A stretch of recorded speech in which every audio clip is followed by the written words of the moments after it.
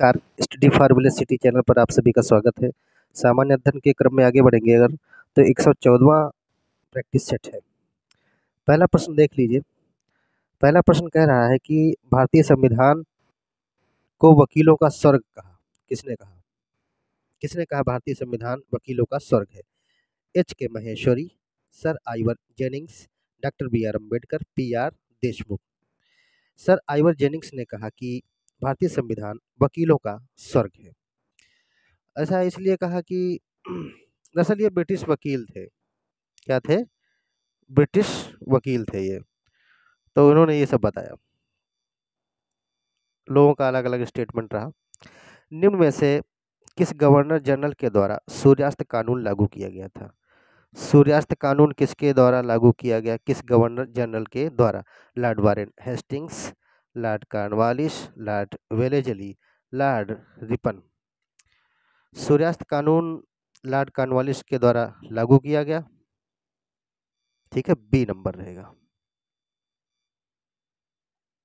इसके द्वारा Lord Cornwallis के द्वारा। और यह कानून 1794 में लाया गया था। ठीक। अब यह मुख्य रूप से स्थायी बंदोबस्त से ही संबंधित था। ये किससे संबंधित था? स्थायी बंदोबस्त से ही संबंधित था। इसमें यह कहा गया कि जैसे बता दिया जाता कि फला दिन तक सूर्यास्त से पहले सूर्यास्त तक जो है हमें लगान दे दीजिए। अगर नहीं देते हैं तो जमींदारी हड़प ली जाएगी, यानी कि जमीन हड़प ली जाएगी। ये था ये व्यवस्था। नेक्स्ट है, निम्न में से किस घटना ने भारत के व्यापार में ब्रिटिश वर्चस्व स्थापित किया? भारत में ऐसी कौन सी घटना है जिससे भारत के व्यापार में ब्रिटिश वर्चस्व स्थापित हो गया? कर्नाटक के युद्ध, प्लासी की लड़ाई या प्लासी के युद्ध कह लीजिए, बक्सर की लड़ाई, चार्टर अधिनियम 1813 पारित किया जाना। सबसे पहले तो इसमें जो कहा गया ये कर्नाटक के युद्ध से ही ऐसा हुआ। भारत में ब्रिटिश वर्चस्व स्थापित हो गया था। अब कर्नाटक का पहला जो युद्ध हुआ था 1740 में हुआ था। ये 48 तक लगभग खिंचा। ठीक है। प्लासी की लड़ाई कब हुई? 1757 में हुई। कब हुई? 1757 में। जो प्लासी की जो ब्रिटिश साम्राज्य की नींव थी वो समझ लिए प्लासी की लड़ाई से ही उत्पन्न हुई, बन गई थी। प्लासी की लड़ाई से ही उत्पन्न हो गई थी। आगे देखेंगे, चार्टर अधिनियम 1813 है। बक्सर की लड़ाई कब हुई थी? आप लोग कमेंट में लिख करके बताएंगे। चार्टर अधिनियम में जो ईस्ट इंडिया कंपनी थी उसका व्यापार में जो मोनोपोली थी, एकाधिकार, वो समाप्त कर दिया गया था। आगे देखेंगे, ग्लोबल वार्मिंग की स्थिति वातावरण में किस गैस की गहनता से पैदा होती है? ग्लोबल वार्मिंग की स्थिति जो कंडीशन है, ग्लोबल वार्मिंग क्यों पैदा हो जाती है? कौन सी गैस की बढ़ोतरी हो जाती है, कमी हो जाती है? ऑक्सीजन की, कार्बन डाइऑक्साइड की, हाइड्रोजन, नाइट्रोजन की, किसकी? जो ग्लोबल वार्मिंग है CO2 ज़्यादा मात्रा में बढ़ जाएगी। ठीक है। इसके अलावा मीथेन से भी होगी। ठीक है। जलवाष्प से भी रहेगी, H2O वेपर। और कौन सी ग्लोबल वार्मिंग में गैसें आती हैं आप लोग बताएंगे। नेक्स्ट है, विश्व व्यापार संगठन जिसका अंग है, विश्व व्यापार संगठन किसका अंग है बताइए? विश्व व्यापार संगठन किसका अंग है? अंतर्राष्ट्रीय मुद्रा कोष का, या संयुक्त राष्ट्र संघ का, एक अमेरिकी व्यापार संगठन का, गैर सदस्यों द्वारा स्थापित एक अंतर्राष्ट्रीय व्यापार संगठन, यानी कि वर्ल्ड ट्रेड ऑर्गेनाइजेशन WTO किसका अंग है? इसमें यह कहा गया है। इसके अनुसार गैर सदस्यों द्वारा स्थापित एक अंतर्राष्ट्रीय व्यापार संगठन है। ठीक है, एक अंतर्राष्ट्रीय व्यापार संगठन है। तो पहले तो ये बताइए विश्व व्यापार संगठन का मुख्यालय कहाँ है? कहाँ है? जेनेवा में है। जेनेवा में है। अच्छा, इसके पहले ये जो था गेट के रूप में जाना जाता था, GATT गेट जाना जाता था। कब जाना जाता? दिसंबर 1995 में ये समाप्त कर दिया गया गेट। फिर एक जनवरी 1900, फिर से लिख देते हैं सही से, WTO 1 जनवरी 1995 में क्या बना, इसका अस्तित्व आ गया संगठन सामने, WTO। वर्तमान में अगर इसके सदस्यों की संख्या देखी जाए तो 164 है। कितनी है? 164। अपना इंडिया भी इसका सदस्य है WTO का। और अगर हम इसकी बात करेंगे तो इसका मुख्यालय कहाँ है, ये आप लोग बताएं। अभी हम बता चुके हैं, इसलिए आप लोग बताएंगे कहाँ मुख्यालय इसका है। नेक्स्ट है, हरे पौधों में क्लोरोफिल बनने के लिए निम्नलिखित में से कौन सा तत्व अनिवार्य है? क्लोरोफिल बनने के लिए हरे पौधों में कौन सा तत्व अनिवार्य है? देखिए, जब पत्तियों का जो रंग है या फूलों का रंग है जो हरा होता है, या स्टेम्स का जो रंग है हरा होता है, तो क्यों होता है? क्लोरोफिल के कारण ही होता है। लेकिन क्लोरोफिल क्यों बनता है, किस तत्व से उपयोग सहायता से बनता है, ये बताना है इसमें। कैल्शियम, लौह, मैग्नीशियम, पोटेशियम, या कभी कभी प्रश्न आ जाता है क्लोरोफिल में कौन सा तत्व पाया जाता है, सीधे बोल दीजिए Mg मीन्स मैग्नीशियम पाया जाता है। सी नंबर सही हो जाएगा। कौन सा सही होगा? C number. निम्नलिखित युग्मों में से कौन सा युग्म सही सुमेलित नहीं है? नहीं है की बात हो रही भैया, कौन सा युग्म सही सुमेलित नहीं है? देखिए, हार्मोन है और नीचे एक तरफ कार्य दिए हैं और एक तरफ हार्मोन है। क्या है? इंसुलिन रक्त शर्करा का नियंत्रण करेगा, इसमें नहीं है, बताना है। मेलाटोनिन निद्रा का नियंत्रण करता है। ऑक्सीटोसिन स्तन ग्रंथि से दुग्ध का निःसरण करता है, श्रावण का काम करेगा। गैस्ट्रिन रक्तचाप का नियमन करता है। निम्न में से कौन सा सही सुमेलित नहीं है? तो इसमें हम बात करेंगे, गैस्ट्रिन क्या करेगा, क्या करेगा? इंसुलिन भी रक्त शर्करा का नियंत्रण करेगा, ठीक है। मेलाटोनिन क्या करेगा? निद्रा का नियंत्रण करेगा। ऑक्सीटोसिन, ये भी सही है, स्तन ग्रंथि से दुग्ध का निःसरण करेगा। गैस्ट्रिन क्या करेगा? देखिए, गैस्ट्रिन की बात करेंगे, यहाँ पर आमाशय ग्रहणी की जी कोशिकाओं द्वारा स्रावित होकर गैस्ट्रिन अम्ल के स्रावण को प्रेरित करेगा। कौन करेगा? एक पेप्टाइड हार्मोन है, यही बात हो रही है, पेप्टाइड हार्मोन है, यही इसी का करा धरा है सब। आगे देखेंगे, मुगल शासक बाबर का जन्म स्थान अंदीजान वर्तमान किस देश में अवस्थित है?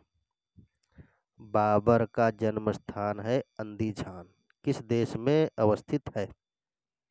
कहाँ अवस्थित है बताइए? अंदीजान कहाँ है? तो वर्तमान में ये कहाँ है?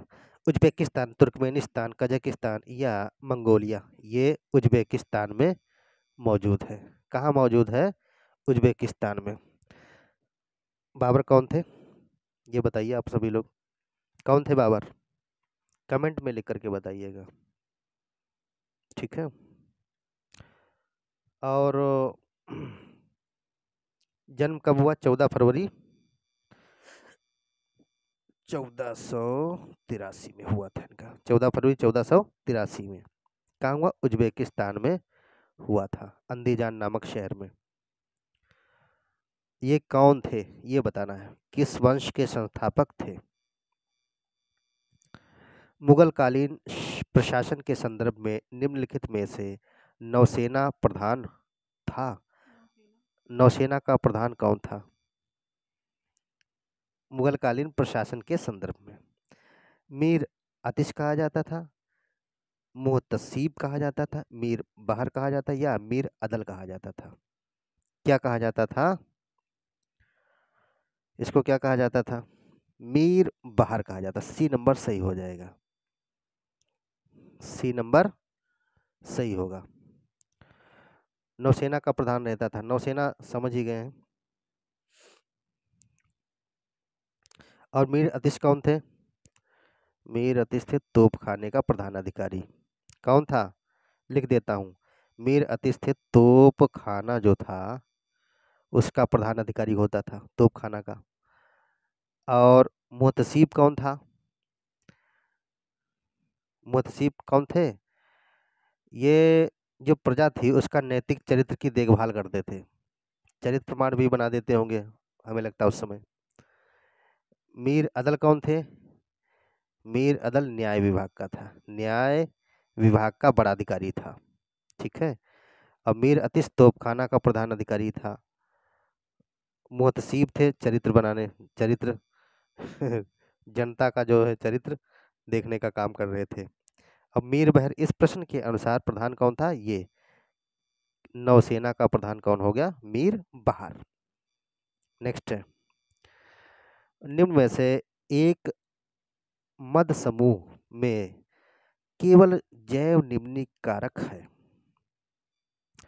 कोई एक मद समूह है, केवल जैव निम्नीकरणीय कारक कौन सा रहेगा? काष्ठ, घास या प्लास्टिक? या काष्ठ, घास, चर्म, फलों के छिलके, नींबू का रस, चीनी मिट्टी का प्याला, नींबू का रस, घास या पॉलीस्टायरीन का प्याला? क्या रहेगा इसका सही आंसर? क्या होगा? बायोडिग्रेडेबल फैक्टर कौन से होंगे इसमें से? कौन फैक्टर नहीं, बायोडिग्रेडेबल कौन हो जाएगा? कौन सा अपघटित हो जाएगा? यही चीज होना चाहिए। फलों के छिलके हो जाएंगे, नींबू का रस भी हो, चीनी मिट्टी का प्याला भी हो जाएगा। ठीक है। जैव निम्नकरणीय कारक है, सॉरी फैक्ट कारक की ही बात हो रहा है, मैं गलत बोल गया था। तो ये कौन? फलों के छिलके, ये सभी रहेंगे। नेक्स्ट है, अगर हम क्या है, बायोडिग्रेडेबल ही रहेगा ऊपर वाला, ध्यान रखेंगे। आसानी से ये डिकम्पोज हो जाएंगे। कौन डिकम्पोज हो जाएगा? फलों का छिलका आसानी से डिकम्पोज होएगा, नींबू का रस भी, और चीनी मिट्टी का प्याला भी। लेकिन यहाँ पर घास, काष्ठ, ये सब टाइम लगा। प्लास्टिक की तो बहुत खतरनाक समस्या बनती है, और पॉलीस्टायरीन भी समस्या रहेगी। ठीक है, तो आंसर कौन सा होगा? सी नंबर सही होगा, जल्दी डिकम्पोज नहीं होता। पारे और नाइट्रेट से प्रदूषित जल के उपभोग से निम्न में से कौन से रोग होते हैं? कौन? पारा हो गया और नाइट्रेट हो गया। ठीक है, नाइट्रेट HNO3 के रूप में हो गया। कौन इनमें से, पारा और नाइट्रेट में कौन से प्रदूषित जल के उपयोग से समस्या क्या बनेगी? रोग कौन सा आएगा? मिनीमाता रोग, osteoporosis, osteoporosis blue baby syndrome, Minimata रोग या ब्लू बेबी सिंड्रोम, ऑस्टियोपोरोसिस या मिनीमाता रोग, कौन सी समस्या बनेगी? ये बताना है आप सभी को। प्रश्न नंबर है 11। तो भाई इसमें यही रहेगा, मिनीमाता होगा और ब्लू बेबी सिंड्रोम होगा। मिनीमाता तो आप समझ ही रहे हैं कौन सी समस्या है, चिकन पॉक्स होता है। देखिए, जो अम्ल वर्षा होती है उसमें नाइट्रोजन के ऑक्साइड होते हैं, फिर क्या होगा? कार्बन डाइऑक्साइड प्रदूषक वर्षा जल और हिम को प्रदूषित करते हैं। नाइट्रोजन के ऑक्साइड और कार्बन डाइऑक्साइड प्रदूषक जो जल होता है, वर्षा जल होता है, और हिम, उसको प्रदूषित कर देते हैं। दोनों ही वायु के, सॉरी मैं थोड़ा सा, हाँ आगे देखेंगे। Minimata and blue baby syndrome, मैं क्वेश्चन दूसरा बता रहा था, ध्यान नहीं आया। नेक्स्ट है, तो ये सब किसके द्वारा होंगे? मिनीमाता और ब्लू बेबी सिंड्रोम, पारा और नाइट्रेट के द्वारा। नेक्स्ट है, और जल जनित समस्याएं इसके अलावा जो होंगी क्या रहेंगी? पेचिस, टाइफाइड, पोलियो, हैजा, ये भी समस्याएं जल जनित समस्याएं ही हैं। आगे देखेंगे, 12वां प्रश्न है, निम्न में से कौन सा युग्म सही सुमेलित नहीं है? कौन सा युग्म सही सुमेलित नहीं है? प्रथम विश्व जलवायु सम्मेलन 1979, प्रथम पृथ्वी शिखर सम्मेलन एजेंडा 21 कहा गया, पृथ्वी शिखर सम्मेलन 1997, कार्बन व्यापार मॉन्ट्रियल प्रोटोकॉल के नाम से जाना जाता है।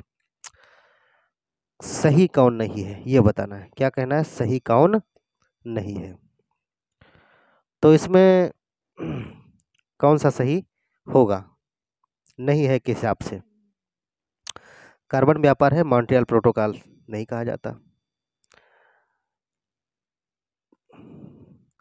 क्या कहा जाएगा? ये क्योटो प्रोटोकॉल से रहेगा। किससे? क्योटो प्रोटोकॉल से संबंधित है, ठीक है, ना कि मॉन्ट्रियल प्रोटोकॉल से। ऊपर वाले ये भी सब सही है। अम्ल वर्षा में नीचे दिए गए कौन से प्रदूषक वर्षा जल एवं हिम को प्रदूषित करते हैं? वर्षा एवं अम्ल वर्षा जो होती है, वर्षा एवं जल एवं हिम को प्रदूषित करेंगे। मैं दूसरे क्वेश्चन पे आ गया था अभी, एक इस वाले से ऊपर वाले जब प्रश्न में बता रहा था। किसको किसको प्रदूषित करेंगे? भूमंडलीय तापमान को, नाइट्रोजन ऑक्साइड या कार्बन डाइऑक्साइड या मीथेन? कौन से हैं जो जल एवं हिम को प्रदूषित करते हैं? कौन से प्रदूषित करेंगे? देखिए, अगर हम इसकी बात करेंगे तो नाइट्रोजन ऑक्साइड, ये भी समस्या बनेगी, ये भी समस्या बनेगी, और कार्बन डाइऑक्साइड। तो 2 और 3 इसमें है कहीं? नहीं है। तो हिसाब से 2 3 है, हाँ ठीक है, सी नंबर सही हो जाएगा। बाकी तो व्याख्या बता चुके हैं इसकी। भारत का सबसे पुराना उच्च न्यायालय निम्न में से कौन सा है? सबसे पुराना हाईकोर्ट कौन सा है भारत का? कोलकाता उच्च न्यायालय, मुंबई उच्च न्यायालय, इलाहाबाद उच्च न्यायालय? ज़्यादा आगे न बढ़ते हुए सीधे कोलकाता हाईकोर्ट पे चले जाएं, सबसे पुराना है। कांच उद्योग के लिए उत्तर प्रदेश का कौन सा नगर विख्यात है? यूपी में कांच उद्योग के लिए कौन सा नगर विख्यात है? लखनऊ, मखनपुर, रेणुकूट या फिरोजाबाद? फिरोजाबाद इसीलिए चूड़िया के लिए विख्यात है, ठीक है, चूड़िया इसीलिए कांच उद्योग के लिए भी विख्यात है। तो इसको क्या बोलते हैं? सुहाग नगरी कहा जाता है फिरोजाबाद। क्या कहा जाएगा? सुहाग नगरी। फिरोजाबाद को सुहाग नगरी कहा जाएगा। लगभग 200 कारखाने यहाँ पर मौजूद हैं अभी भी। बोतल, ग्लास, मोती आदि का तो उत्पादन होता ही है वहाँ पे। इसके अलावा ग्रोसरी प्रोडक्ट ढेर सारे वहाँ से ही आते हैं। उत्तर प्रदेश के किस शहर को पूर्व का ग्रास कहा जाता है? भाई, किस शहर को उत्तर प्रदेश का जो है पूर्व का ग्रास कहा जाता है? औरैया, इटावा, कन्नौज? किसको कहा जाएगा? ज़्यादा आगे न बढ़ते हुए कन्नौज को ही पूर्व का ग्रास कहा जाएगा। और कन्नौज किसके लिए जाना जाता है? परफ्यूम के लिए जाना, इत्र नगरी कही जाती है, इत्र नगरी।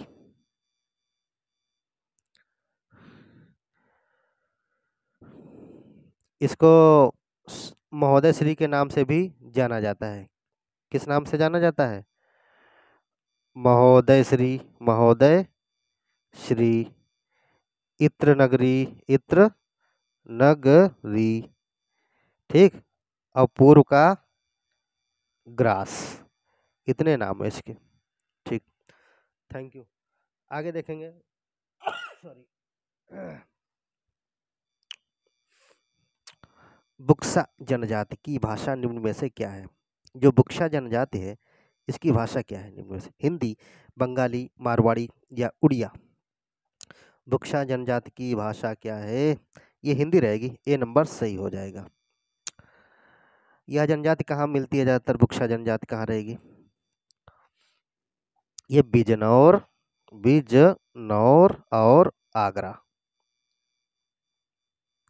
यहाँ पर बहुतायत पाई जाती है बुक्सा जनजाति।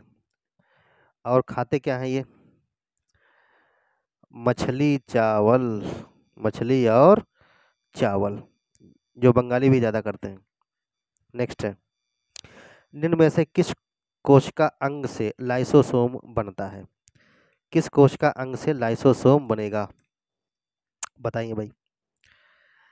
केंद्रक, अंतःप्रद्रव्य जलिका मीन्स एंडोप्लाज्मिक रेटिकुलम, गाल्जी काय मीन्स गाल्जी बॉडी, राइबोसोम्स, किस अंग से इनमें से बनेगा? ये गाल्जी बॉडी से बनेगा, गाल्जी काय से ही लाइसोसोम बनेगा। और लाइसोसोम क्या क्या कहते हैं? सुसाइड बैग कहते हैं, आत्मघाती थैलियां बोलते हैं, लाइसोसोम को क्या कहेंगे? जो लाइसोसोम है इसको आत्मघाती घाती थैली बोलते हैं इसको। ऐसा ऐसा है क्यों? क्योंकि इसके अंदर लगभग 50 प्रकार के अम्लीय जल घटनी अपघटनी एंजाइम पाए जाते हैं। क्या पाए जाते हैं? एंजाइम पाए जाते हैं। भारत के एनिमल वेलफेयर बोर्ड का मुख्यालय कहाँ स्थित है? Animal welfare board, animal welfare board कहाँ मौजूद है? BOARD कहाँ मौजूद है? अहमदाबाद, चेन्नई, हैदराबाद या कोलकाता? कहाँ मौजूद है? चेन्नई में मौजूद है। और कब स्थापित हुआ? 1962 में। 1962 में। कब? 19 मार्च को ही हुआ था स्थापित। 19 मार्च 1962 को स्थापित हुआ था भारत का एनिमल वेलफेयर बोर्ड का मुख्यालय। बोर्ड स्थापित हुआ था लेकिन मुख्यालय कहाँ है ये समझ लीजिए, चेन्नई में है। निम्न में से बांसुरी के प्रसिद्ध वादक के रूप में कौन जाने जाते हैं? बांसुरी के प्रसिद्ध वादक के रूप में किसे जाना जाता है? देबू चौधरी, मुदगल, रोनू मजूमदार या शफात अहमद? किसे जाना जाता है? रोनू मजूमदार को ही बांसुरी के प्रसिद्ध वादक के रूप में जाना जाता है। इसके अलावा देब चौधरी कौन थे? तबला के क्या थे? देखेंगे, तबला वादक थे। अब मुदगल कौन थे? जो मुदगल थे संतूर वादक। क्या थे? संतूर वादक। वादक सभी में लगा दीजिए। और रोनू मजूमदार क्या थे? बांसुरी वादक। क्या है? बांसुरी। और शफात अहमद कौन थे? ये सरोद वादक थे। क्या थे? सरोद वादक। तो बांसुरी के प्रसिद्ध वादक के रूप में जाना जाता है रोनू मजूमदार को। फिर से देख लें, देब चौधरी तबला वादक, मुदगल संतूर वादक और शफात अहमद सरोद वादक थे। नेक्स्ट है, दिल्ली सल्तनत के निम्न शासकों को कालानुक्रम में व्यवस्थित कीजिए। ये दिल्ली सल्तनत है तो इसको सीक्वेंस में लगाना है, क्रोनोलॉजिकल ऑर्डर में लगाना है। आराम शाह, इल्तुतमिश या रजिया सुल्तान, बलबन, इनमें से कौन सही है? क्रम के अनुसार अगर लगाएंगे तो आराम शाह की अगर हम बात करें तो आराम शाह कौन थे? कुतुबुद्दीन ऐबक के बाद दिल्ली की गद्दी पर बैठे थे। कुतुबुद्दीन ऐबक के बाद में ये गद्दी पर बैठे, तो ये लगभग बैठे हैं 1210 से शायद, हाँ, 11 के मध्य। ये हो गया पहला, ये हो गया। अभी और चेक कर लेते हैं पहले। फिर इल्तुतमिश हैं, ये 1211 से करीब 36 में आएंगे। किसमें? 36 में। ये हो गए। फिर रजिया सुल्तान इल्तुतमिश के बाद में आई हैं, तो जाहिर सी बात है रजिया सुल्तान, तो इसके बाद में ही रखा गया। तो फर्स्ट ये हो गया, सेकंड ये हो गया, तीसरे नंबर पे चौथा यही बचा, बलबन। बलबन कब आए भाई? बड़ा अग्रेसिव आदमी, 1266 से 1286, ये रहेगा। तो इस हिसाब से अगर देखा जाए तो 1 2 3 पहला ही सही हो जाएगा, सब सही क्रम में लगे हैं। नेक्स्ट है, निम्न में से किस वायसराय के कार्यकाल में भारत और इंग्लैंड के बीच समुद्री टेलीग्राफिक सेवा प्रारंभ की गई थी? आज की तरह फोन नहीं था, इंटरनेट सुविधा नहीं थी। देखेंगे, किस वायसराय के कार्यकाल में भारत और इंग्लैंड के मध्य समुद्री टेलीग्राफ की सेवा प्रारंभ की गई थी? Lord Dalhousie, Lord Mayo, sir John Lawrence या और क्या थे? लॉर्ड लिटन। किसके कार्यकाल में ऐसा हुआ था? भारत और इंग्लैंड के मध्य समुद्री टेलीग्राफ सेवा प्रारंभ कर दी गई थी? सर जॉन लॉरेंस के कार्यकाल में। और इनका कार्यकाल कब था? 1864 के आसपास था। 89 तक रहा, 89 तक रहा है। आगे देखेंगे। 23वां प्रश्न है, निम्न में से क्या सिकंदर लोदी से संबंधित नहीं है? सिकंदर लोदी से क्या संबंधित नहीं है? भू राजस्व निर्धारण हेतु भूमि मापना, एक अनुवाद विभाग की स्थापना करना, अन्न से कर समाप्त करना, बहलोल लोदी के राजस्व सिद्धांत का अनुसरण करना। सिद्धांत ऐसे लिखेंगे, ज्यादा उपयुक्त है सिद्धांत, हालांकि सही वो भी है। का अनुसरण करना, इनमें से कौन सही हो जाएगा? नहीं है के हिसाब से तो ये भी सही था, ये भी सही था, लेकिन नहीं है के हिसाब से तो यही रहेगा, ये गलत है, तो यही रहेगा, यानी कि बहलोल लोदी के राजस्व सिद्धांत का अनुसरण करना, ऐसा नहीं था। तो सिकंदर लोदी ने क्या किया? भू राजस्व निर्धारण हेतु भूमि मापने का भी काम करवाया, एक अनुवाद विभाग की स्थापना भी की, किसने? सिकंदर लोदी ने, और अन्न से कर भी समाप्त कर दिया। लेकिन बहलोल लोदी के राजस्व सिद्धांत का अनुसरण नहीं किया उन्होंने। ठीक है। असल में बात करेंगे बहलोल लोदी की मृत्यु के बाद क्या हुआ। जो उसका तीसरा पुत्र था निजाम खां, उसने सिकंदर लोदी के नाम से क्या किया? लोदी वंश के सिंहासन पर मतलब काबिज हो गया था। फिर उसने कई महत्वपूर्ण काम किए थे उसने भी। नया पैमाना गैज सिकंदरी का विकास भी उसके काल में हुआ था। और इसके अलावा आगे देखेंगे, एक चीज़ उसने क्या किया? स्वयं के आदेश से आयुर्वेद के ग्रंथ क्या बनाया? फरहंगे सिकंदरी नाम से अनुवाद कराया था, और खाद्यान्नों पर जो कर लिया जाता था उसको भी समाप्त कर दिया था। ज्वालामुखी पर्वत माउंट सेंट हेलेंस कहाँ स्थित है? माउंट हेलेंस कहाँ स्थित है? कहाँ स्थित है? लेकिन है क्या? ज्वालामुखी पर्वत है ये। ज्वालामुखी पर्वत माउंट सेंट हेलेंस कहाँ स्थित है? चिली, जापान, फिलीपींस या संयुक्त राज्य अमेरिका? यूएसए में है, संयुक्त राज्य अमेरिका। डी नंबर सही हो जाएगा। कहाँ स्थित है? संयुक्त राज्य अमेरिका में माउंट सेंट हेलेंस स्थित है। असल में ये जो है पैसिफिक क्षेत्र में आएगा, प्रशांत क्षेत्र में आएगा। कहाँ आएगा? प्रशांत क्षेत्र में आता है। तो वह क्षेत्र जो है रिंग ऑफ फायर वैसे भी कही जाती है। तो ज्वालामुखी वहाँ वाशिंगटन के स्कैमेनिया काउंटी में स्थित है ये ज्वालामुखी। ठीक है, सक्रिय है। इसके अलावा अन्य कौन से सक्रिय ज्वालामुखी हैं यूएसए में, बताइएगा? माउंट हुड भी है, थ्री सिस्टर्स, थेलोस्टोन, ये सुपर ज्वालामुखी में आते हैं। माउंट रेनियर भी आता है इसी में। आगे और बताइएगा। नेक्स्ट है, भारत में निम्न में से किस एक वन प्रारूप में सागौन यानी कि टीक एक प्रभावी वृक्ष स्पीसीज है? टीक, इसके बैट बनाए जाते हैं, जो क्रिकेट के बैट हैं टीक के बनाए जाते हैं। सागौन, टेक्टेना ग्रैंडिस नाम है इसका पूरा, बॉटेनिकल नाम जाएंगे। प्रभावी वृक्ष स्पीसीज है कौन?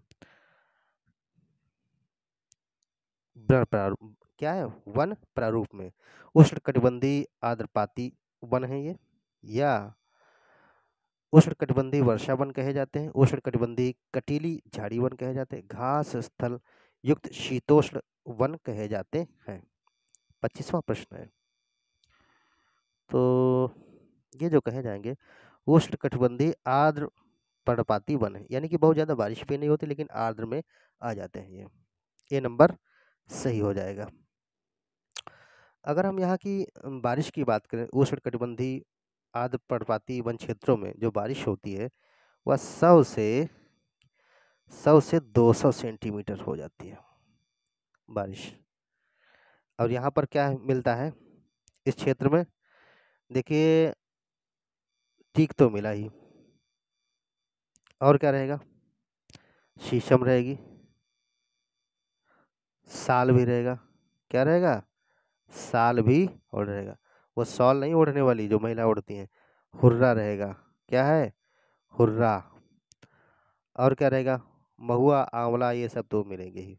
सेमल भी मिलेगा, कुसुम, चंदन। चंदन भी मिल जाता है। आगे देखेंगे, तिब्बत के पठार की समुद्र तल से औसत ऊंचाई क्या है? तिब्बत के पठार की बात हुई, पमीर का पठार कहेंगे। ठीक है, पमीर का पठार। पठार ऊंचा है सबसे ज्यादा, पमीर का पठार। इसलिए समुद्र तल की ऊंचाई के संदर्भ में भी बात कर दी गई है। 2500 मीटर है, 3500 मीटर है, 4500 मीटर है या 5500 मीटर है? ये 4500 मीटर है भाई, सी नंबर रखेंगे याद। जो ये पर्वत श्रृंखला कि तिब्बत के पठार की ऊंचाई समुद्र तल से लगभग कितनी है? 4500 मीटर है। तिब्बत का पठार हिमालय पर्वत श्रृंखला से लेकर कहाँ तक है? तकला मकान रेगिस्तान तक विस्तृत है। हिमालय पर्वत से शुरू करेंगे, कहाँ से? हिमालय पर्वत से जब शुरू करेंगे, फिर से लिख देंगे, हिमालय पर्वत से शुरू किया। कहाँ से? हिमालय पर्वत से जब शुरू करेंगे इसको, तो ये श्रृंखला कहाँ जाएगी? तकला मकान से जाएगी। तकला मकान। आप लोग उसमें कमेंट में लिख करके बताएंगे तकला मकान ये रेगिस्तान है। क्या है? रेगिस्तान है तो कहाँ मौजूद है, ये बताइए। और इसको अन्य नाम जो है कहते हैं, क्या कहेंगे? चेवांग, चेंगवांग भी कहते हैं, और दुनिया की छत के रूप में भी जाना जाता है। क्षेत्रफल 2.5 मिलियन वर्ग किलोमीटर हो जाएगा।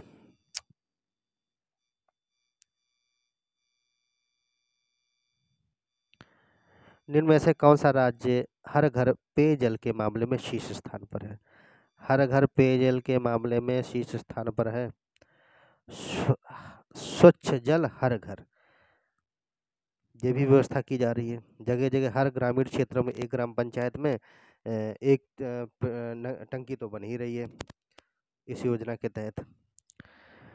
तो इस मामले में हर राज्य, कौन सा राज्य है हर घर पेयजल के मामले में शीर्ष स्थान पर बना हुआ है?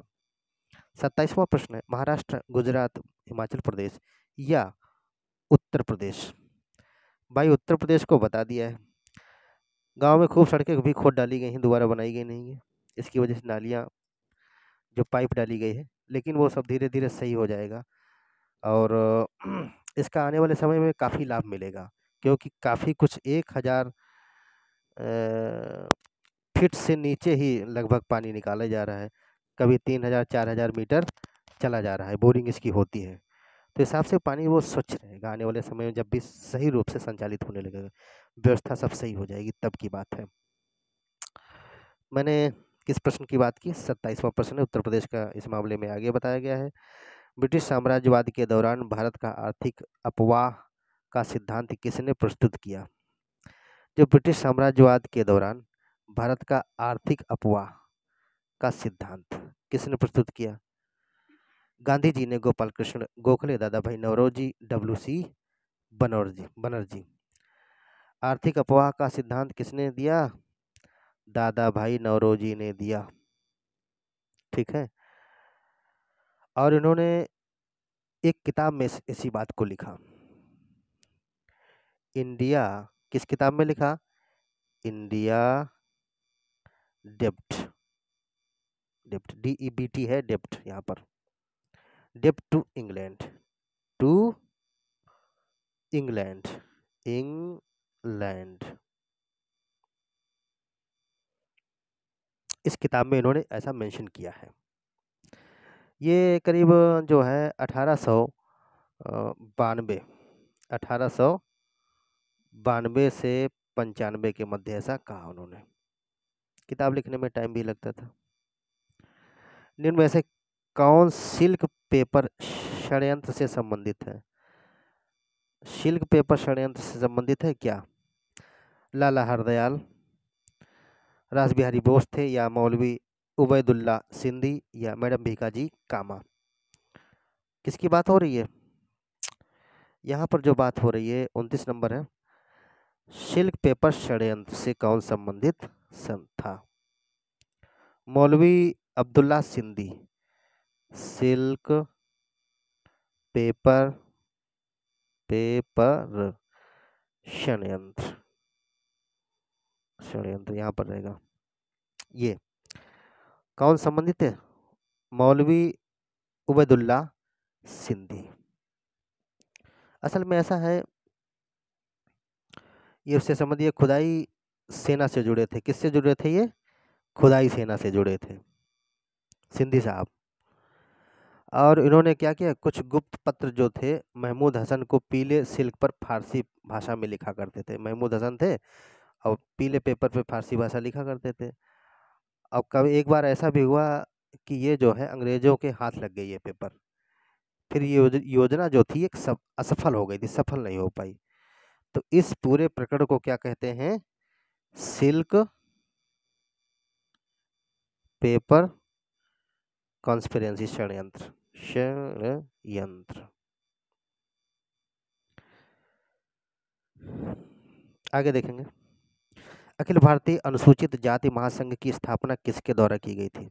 अखिल भारतीय अनुसूचित जाति महासंघ की स्थापना किसके द्वारा की गई? उस वक्त ज्योतिबा फुले, महागोविंद रानडे, डॉक्टर भीमराव अम्बेडकर, नारायण गुरु। किसके द्वारा? बी आर अम्बेडकर साहब, बाबा साहेब के द्वारा ऐसा किया गया। इसमें आगे देखेंगे। निम्न में से कौन सा युग्म सही सुमेलित है? पठार दिए हैं और देश दिए हैं। क्या है? पठार और देश। इनमें से कौन सा युग्म सही सुमेलित है की बात हो रही है। कोलोरेडो पठार कहा गया है कि दक्षिण अमेरिका में है। एशिया माइनर कहा गया मिस्र में है। अनातोलिया कहा गया फ्रांस में है।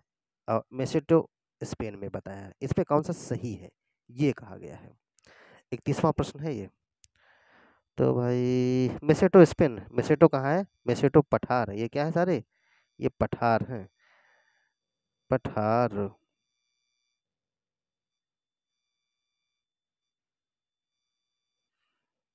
तो ये सही है। कोलोरेडो कहाँ है? कहाँ है कोलोरेडो?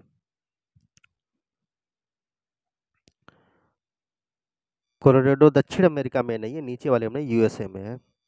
ऊपरी हिस्से में चले जाएं, संयुक्त राज्य अमेरिका में। और एशिया माइनर जो पठार है वो कहाँ पर है? ये एशिया माइनर, अनातोलिया, यार भैया ये दोनों तुर्की में है। कहाँ है? ये दोनों टर्की में है। टर्की, तुर्की में है। एशिया माइनर और अनातोलिया पठार कहाँ है? तुर्की में है। और कोलोरेडो कहाँ है? यूएसए में है। मेसेटो स्पेन में है ही। आगे देखेंगे। निम्न में से कौन सी झील एक भ्रंश घाटी में स्थित है? भ्रंश घाटी में कौन सी, रिफ्ट वैली में कौन सी झील मौजूद है? कौन सी मौजूद है? देखें, बैकाल, चाड, विक्टोरिया, इनमें से कौन सी है? रिफ्ट वैली में जो झील होगी विक्टोरिया झील होगी। कौन सी होगी? विक्टोरिया झील। ये अफ्रीकी महाद्वीप के कहाँ पर मौजूद है? कहाँ पर मौजूद है भाई? ये कुछ देशों की सीमा पर मौजूद है। तो युगांडा चला जाएगा। युगांडा, युगांडा में है। और कहाँ है ये? केन्या में है, केन्या की सीमा पर भी। और तंजानिया, तंजानिया, तंजानिया।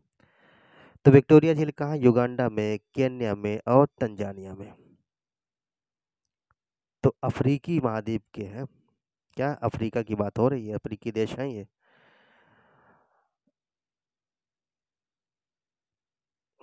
आगे देखेंगे। इसके बारे में थोड़ी सी और जानकारी हम दे दें आपको। असल में जो नील नदी है इसी विक्टोरिया झील से निकलती है। खास बात क्या है? विक्टोरिया झील से कौन सी नदी निकलेगी? नील नदी निकलेगी। कौन सी? नील नदी निकलती है। नील नदी विक्टोरिया झील से निकलेगी। कहाँ पर है मौजूद है? युगांडा, केन्या और तंजानिया। इन देशों का नाम आप अच्छी तरह से याद रखिएगा। और मीठे पानी की झील है ये। क्या क्या है? मीठे पानी की झील है ये, मीठे पानी की झील है। क्या है? मीठे पानी की झील है ये। और सुपीरियर झील के बाद विश्व की दूसरी सबसे बड़ी झील है। क्या है? इट्स लार्जेस्ट, दूसरी सबसे बड़ी झील है, दूसरी सबसे बड़ी झील, बड़ी झील है ये। अच्छा ये बताइए सबसे बड़ी झील कौन है? बताइएगा कमेंट में। समुद्र तल के निकट नदियों के अपरदन के परिणाम स्वरूप निर्माण होता है। जो समुद्र तल है के निकट नदियों के अपरदन के परिणाम स्वरूप निर्माण होता है। संप्राय मैदान का, या लोयस मैदान का, कास्ट मैदान का, हिमानी मैदान का। 33 नंबर। तो इसमें ज़्यादा आगे नहीं जाएंगे। संप्राय मैदान का होता है, समुद्र तल के निकट नदियों के अपरदन के परिणाम स्वरूप। इस मैदान के क्या होगा? संप्राय मैदान का। अच्छा संप्रदाय मैदान शब्द का सर्वप्रथम क्या है? अमेरिकी एक भूगोलवेत्ता थे, डेविस। कौन थे? डेविस।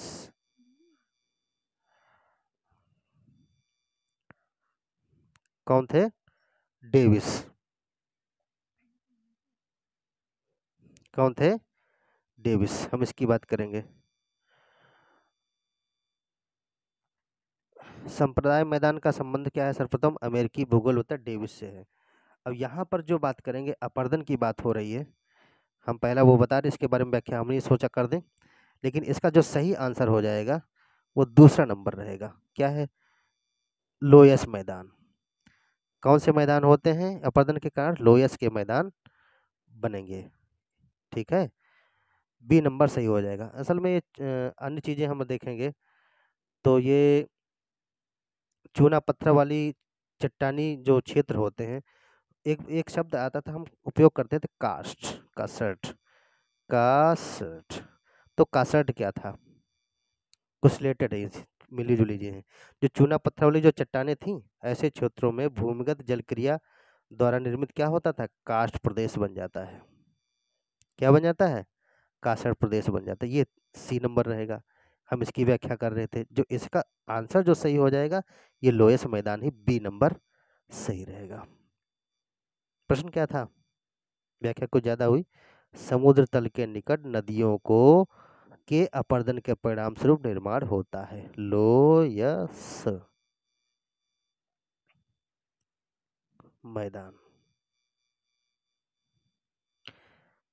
प्रश्न नंबर 34 है। किस एक्ट के द्वारा पहली बार कंपनी के प्रशासनिक और राजनीतिक कार्यों को मान्यता मिल गई? कौन सा ऐसा एक्ट बन गया जो कंपनी थी ईस्ट इंडिया कंपनी, इसको प्रशासनिक और राजनीतिक कार्यों को मान्यता मिली गई, यानी कि वो भी काम करने लगी व्यापार के अलावा? 1773 रेगुलेटिंग एक्ट, 1833 का चार्टर एक्ट, 1784 का पिट्स इंडिया एक्ट, 1793 का चार्टर एक्ट।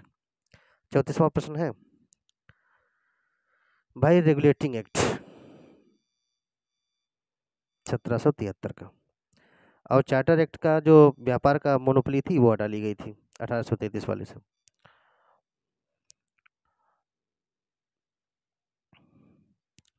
और अगर हम इस एक्ट की बात करेंगे, रेगुलेटिंग एक्ट की हम बात करेंगे, तो क्या था ये बताना है।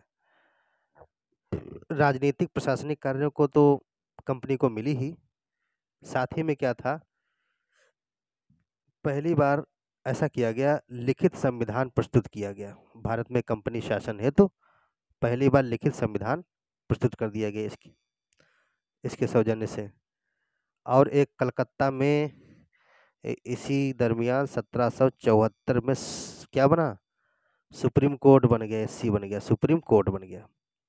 ठीक है, और इसमें क्या रहा? बंगाल रहा, बंगाल, और आपका हो जाएगा बिहार, बंगाल, बिहार और उड़ीसा, उड़ीसा। ये क्या हुआ? इनके क्षेत्र इसमें शामिल कर लिए गए। कहाँ शामिल कर लिए गए? इसी में शामिल कर लिए गए। और इस न्यायालय के प्रथम मुख्य न्यायाधीश कौन थे? सुप्रीम कोर्ट के कौन न्यायाधीश थे पहले? 1774 में बना, स्थापित हुआ कलकत्ता में। और कौन थे? याद रखिएगा, सर एलिजा एलिजा इम्पे। ये प्रश्न आ जाता है, इम्पे। ये 34वां प्रश्न था। लास्ट प्रश्न है इस वीडियो का। भारत में सर्वप्रथम मयूर शैली की मुद्राएं किसके द्वारा चलाई गई? मयूर शैली की जो मुद्राएं थीं किसके द्वारा चलवाई गई? श्रीगुप्त के द्वारा, या चंद्रगुप्त प्रथम के द्वारा, कुमारगुप्त, रामगुप्त? ये तो आप क्लियर पक्का कर लीजिए कि जो मयूर शैली की जो मुद्राएं थी गुप्त शासकों के द्वारा चलाई गई। मयूर शैली की मुद्राएं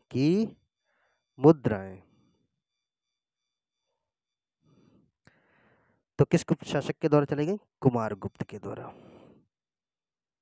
ठीक है। और इनकी मुद्राओं पर क्या है? महेंद्रादित्य, अगीता महेंद्र, महेंद्र सिंह, अश्वमेघ महेंद्र आदि उपाधियां उत्कीर्ण मिलती थी इस पे, मुद्राओं पे, सिक्के जो थे। तो ये थे महत्वपूर्ण प्रश्न, प्रैक्टिस सेट नंबर 114 के महत्वपूर्ण प्रश्न थे। पढ़ते जाइए आप सभी लोग। Thank you.